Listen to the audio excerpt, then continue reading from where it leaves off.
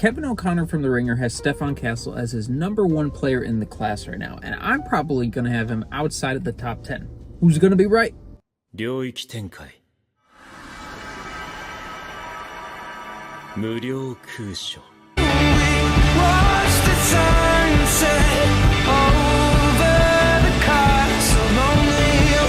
When you talk Stephon Castle, you really talk about two things. Number one, winning. This guy's a freshman on a UConn team that won a national championship, and so he gets all the intangibles boost of that. Like, he plays the right way, he does what he has to do to win, and he's so young, and they still got it done with him as a starter, and he had some big games along the way to their tournament championship. Gotta talk defense. That's primarily why teams are drafting him, to be a defensive wing, like 6'8" or 6'6" guy with like 6'8"-ish wingspan, right? And you're hoping he's a guy who can bring you versatility on that end. He a guy who can guard multiple positions, probably 1, 2, and 3 on defense, smaller fours maybe. On-ball hound, like tough to get around on the ball, and then Joe, they're going to play point guard by committee occasionally. Cam will run the show. Of course, his dribble drive, great finisher, can step back and make threes. This is where he's tough around the rim. Oshalader puts a lot of pressure on the other defenders. His ability to find people. Oops. No, you take it. Somebody's got to cut and get free. Late in the year to see this level of defense is breathtaking. And Diarra's doing a good job on Jones, not letting him get touches. Look at that. Iguodaro off the floor. Stevie Mitchell slip. Claude trying to go at Castle on this season as well. Not an easy thing to do in college basketball. Created a turnover. Now Xavier on the other end. What can they do to answer this run? You put Samson Johnson in the game and using that ability. Harder for 3. That was Lead is down to 2. Connecticut makes its run. There again is the deal of intelligence. Beautiful skip pass. There's an opening near the 10 now. Floyd trying to use pump fakes. And finally, Carter using his body inside. Well, he almost personal 6-0 run to make it a 37-34 game. Carter altered that shot because of the size. Finally grabbed by Goody. Here come the Illini. Shannon, the third-ranked scorer. and you're hoping he could be a guy who's a playmaker off the ball as well. Kling at that time get a quick hitter. Diagonal pass. Castle will get back. Soriano waves him off. Wants the ISO. Felt the double and passed it out. Lewis over Spencer. But that's how able to walk right into a three. Another beautiful. Everything but the. Jenkins looks to launch and instead gives it up to Ejiofor. And he's headed. And the Blue Jays down 9-3. Crowd quiet for now. Nice curl by Shireman. Little off balance. Nice On a bounce curl. in Shireman. Bumped inside by Castle. Nowhere to go. Needs some help. Always in the attack mode. Shireman for Kalkbrenner. Too many guys jammed up. Henley with the head of steam with the basketball now. Has not played since early December.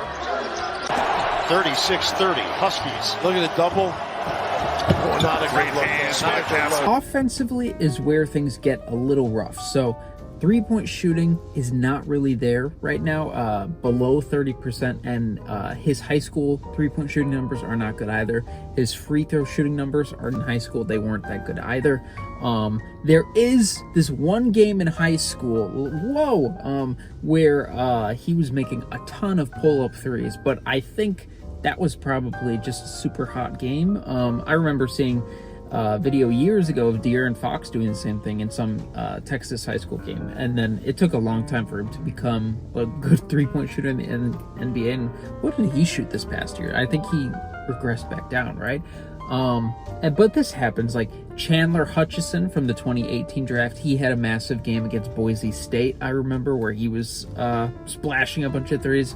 And so as cool as those moments are, and as easy as it looks in those moments to be like, oh, well, he'll just do this again. He'll just figure out how to do this again. It's hard to project that going forward as a steady thing when the larger sample size says that this is a guy who's had a rough time shooting for a long time and his overall touch might not be that good. There's not too many indicators going in his favor. The three-pointers are not going in. The free throws are not going in that much. He's not taking a ton of three-pointers. Castle for three. One to shoot. Castle for three. Dual. And he gives it up.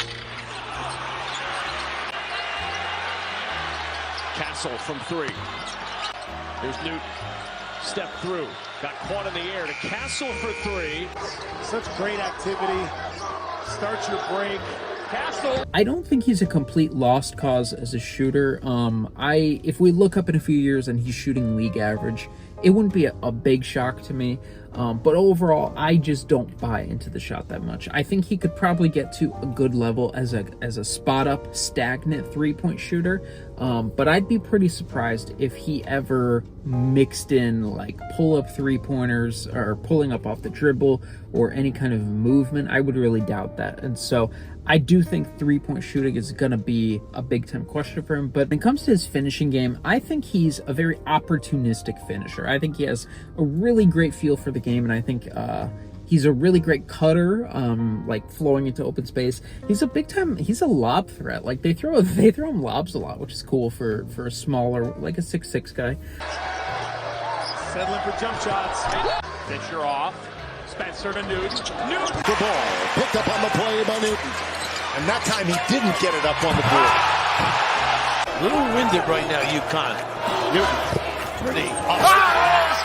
Despite his shooting struggles, he did find ways to contribute off the ball because when teams sagged off of him, he did a good job cutting in behind them and still forcing them to react to his presence. So I think he's a very smart, intuitive scorer off the ball as a finisher. And then with the ball in his hands, I think he's a fine finisher. And I think he's a fine athlete. Like there's some good moments. And Castle passes on the three. Namicha on Castle goes baseline. Castle reverse. I'll take one now because Castle. you know Connecticut's got it's such a power program, so many eyeballs on every one of their games. Loose ball. There's Castle In our den tonight. Castle goes crossover. Count it. Very quietly, an 11-2 run here for Connecticut. And this guy's the reason, really. Castle. Look at it. Newton. Castle. Turned down the three. He'll drive it to the rim and gets the White uniforms inside on that move. Now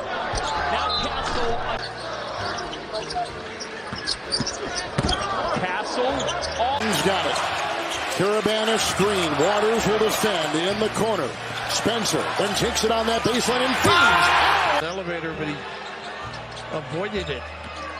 Here's Castle. Facial awareness on the court, just a little bit too late on that steal. Castle. The shot clock is down to 5. Castle makes a move. Lot of traffic. Thinks he's going to be an outstanding player. Castle's been quiet after a double. UConn did trail for 21 seconds here. Maneuvering on the give it up. Castle looking inside. Why not roll with him?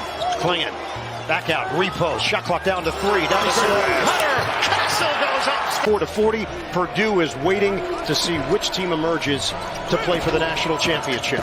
Newton Progan gives it up for Castle. I think he's pretty strong for his age, and he's crafty. Like there are times he gets on 2 feet and throws the timing off of defenders and cool stuff like that. He mixes in on his drives, and then he can hit floaters occasionally. They like that roll on the same side, and Caravan lifts. That's Castle. Him in a white uniform. Castle. Now that's. There he is again, right? Caravan's got the mismatch, but they don't see it. Castle, 5 to shoot over Kalkbrenner. Castle's got a huge size advantage here. Stephon Castle will take it. Spurts, screens, slips. Good defense right now. It has been. Tough shot. Castle. As a passer, I think he's a pretty solid passer. Castle working in on Dingle. Look at those big hands. Oh, don't leave the ball. That one a little long as Ball provided some help with freshman. Doing work. Spencer. Tonight, 1 for 8. Here's Castle.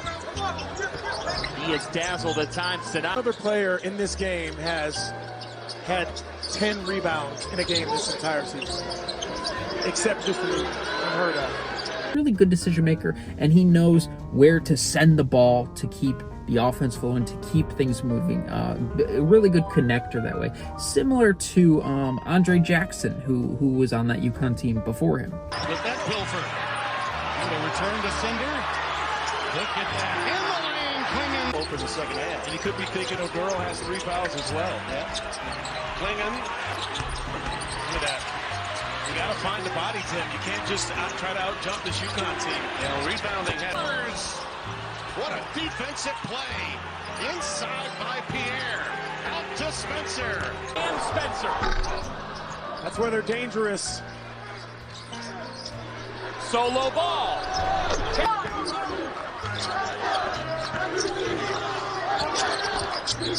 Hassan Diarra. The rebounding has been phenomenal. 21 offensive rebounds. What a pass! A great pass. And they took care of San Diego State in the Sweet 16 into Klingon. Spencer. Castle. Klingon. Pushing on that shot for Castle. Yep, they lay off him. Castle. Trying to take it inside. Nice pass. Klingon. Under 12 minutes to go. Second half. Connecticut very good as a spurt team as well. Freshman has looked very set. Blocker a charge on the photographer. 28-25. Nice cut. Newton lays it in. One of the bigger storylines surrounding this year's draft is Stephon Castle as a point guard. He's apparently come out and told teams, hey, I'm a point guard. If you draft me to be a point guard. If you're not going to let me be a point guard, do not draft me. And this is something I think there's a lot of misconceptions about in like the mainstream sports fandom, like NBA fandom. Like NBA fan who doesn't really follow the draft super closely might be excited to hear that. They'd be like, oh, 6'6" guy, 6'8", 6'9" wingspan. This big guy wants to be a point guard. Well, if I put him as my point guard, that would be pretty cool. It's good to have big point guards, and he'd be one of the best point guard defenders. And oh, you said he could pass? Okay, so all he needs to do is pass. He just needs to spread the ball around, be unselfish, make the right plays. So yeah, he could be a point guard. That could be cool. Unfortunately, I think that era of point guard is dead. The era of point guards who are not on-ball scoring threats. It's imperative today that you have to be an on-ball scoring threat to be a point guard, because how are defenses reacting to you? If they can just ignore you, think about Ben Simmons. Ben Simmons is 6'10". Ben Simmons is really athletic. Well, before the back injury, Ben Simmons is really athletic. He had a really advanced handle. And so you think this guy in the half court, like it shouldn't really matter that he doesn't have a jump shot. And he's a fantastic passer. So this guy can be our point guard, right? Because theoretically, he can get downhill and score and everything. But it didn't work out that way for him. It was actually pretty hard for him to score in the half court. And then when you're not scoring, doesn't matter how good of a passer you are. Ben Simmons is a really high level passer, and like a higher tier than Stephon Castle is at.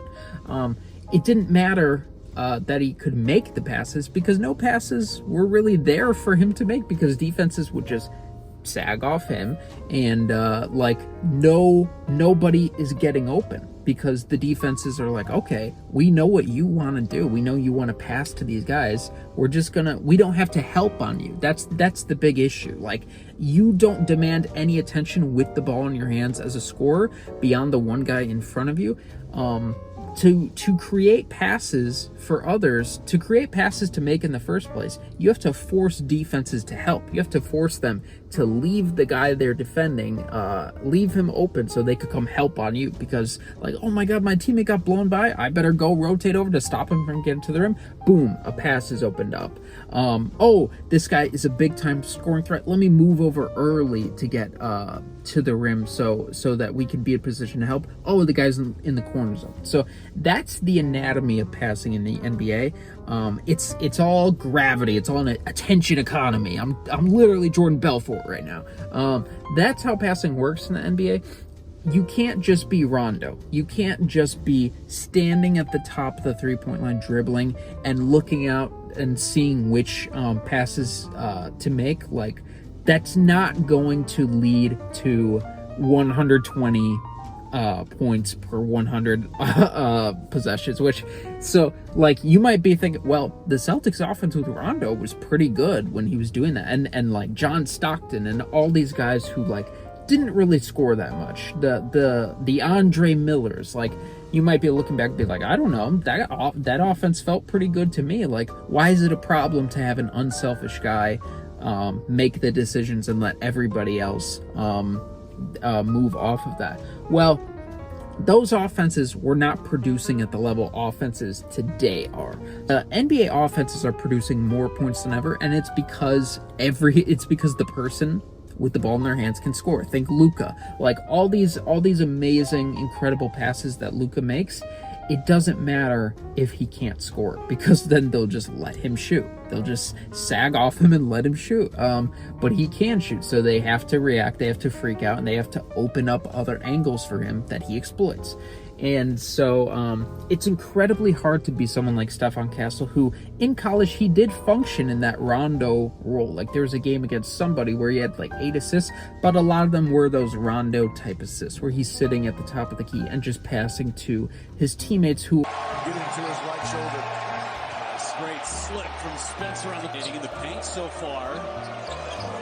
Xavier taking advantage. Caravan.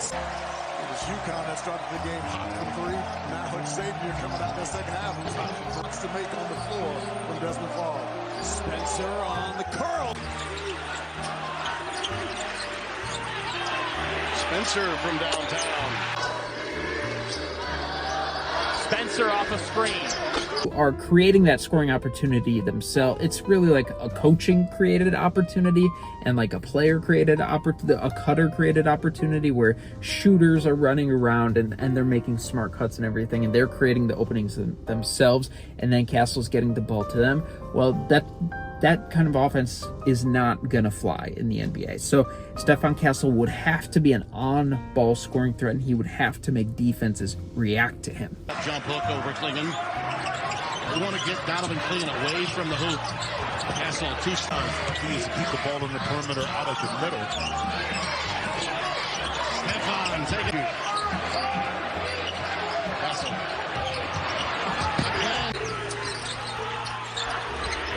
On the switch, Floyd now with Samson Johnson. Castle works in on Castro.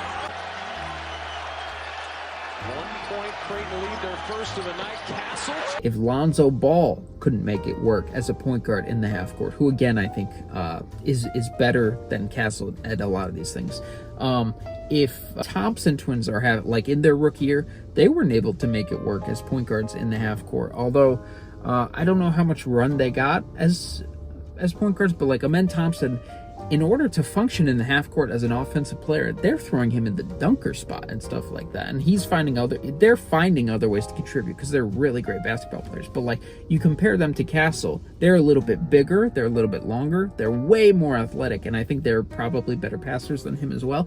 And they still have these struggles on offense, finding ways to score, finding ways to contribute in the half court. And so it's just very difficult for me to think, oh, if I just put the ball in this guy's hands, then everything's going to work out. Because at the college level, this is a guy that defenses were daring to shoot. They were like, hey, you have the ball, go ahead and try. Go ahead and punish us. We're gonna try and take away everybody else. And in the league, Xavier. Spencer with 2. 40 minutes of the torture chamber at Xavier.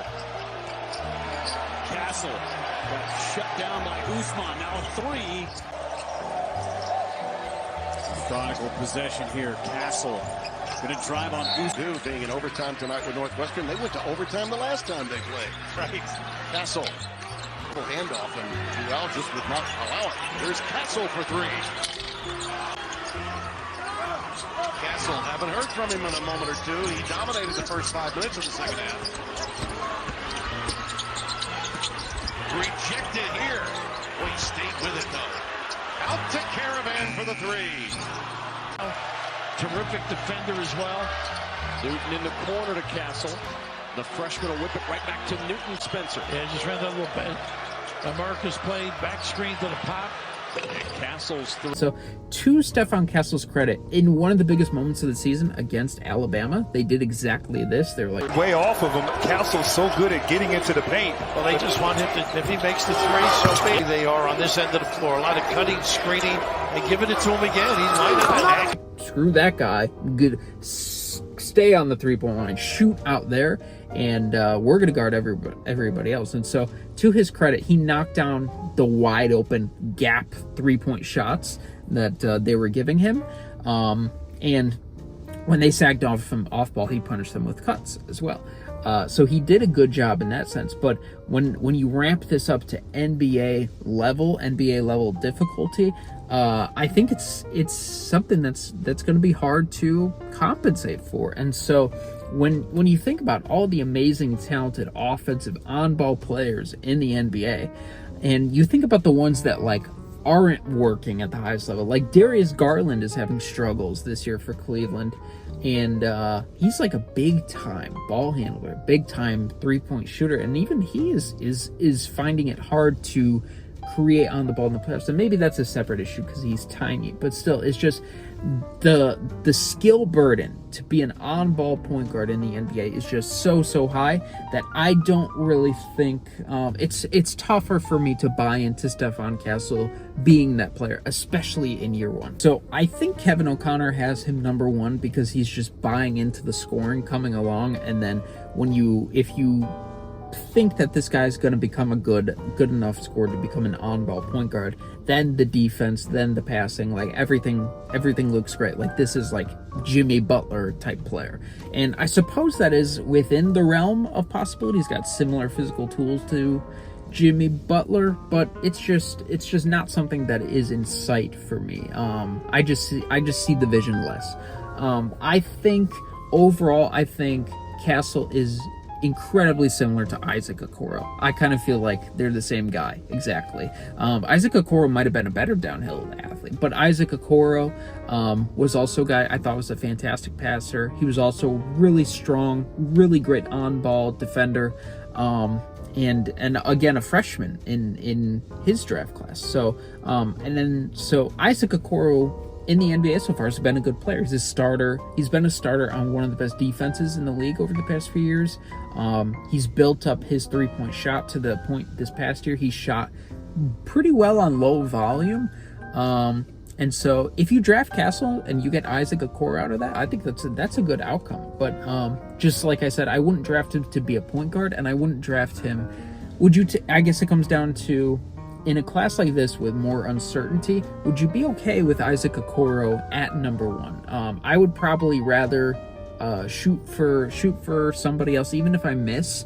I'd probably rather gamble on somebody else because who cares? Well, I guess GMs care because they're like, my daughter's in college, I need to pay for it. Whatever, Gramps.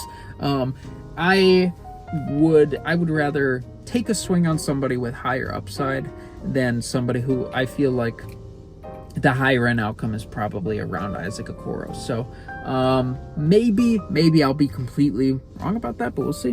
I do think Castle is good. I don't want to dump on him over and over, but I do think Castle's good. I think he's an NBA player. I think he'll stick around the NBA for a long time. I don't know if it will be as a starter. There's a chance it'll be as a starter, but if you're a team that is looking for somebody who can bring defensive intensity, but like smaller defensive intensity, like that's another thing with Castle is he's not a bigger wing. If he was a bigger wing, I think that changes the equation more. But because he's a smaller wing, as good as the defense is, like it's not somebody you're necessarily throwing onto like LeBron, or like, are you throwing him on Tatum?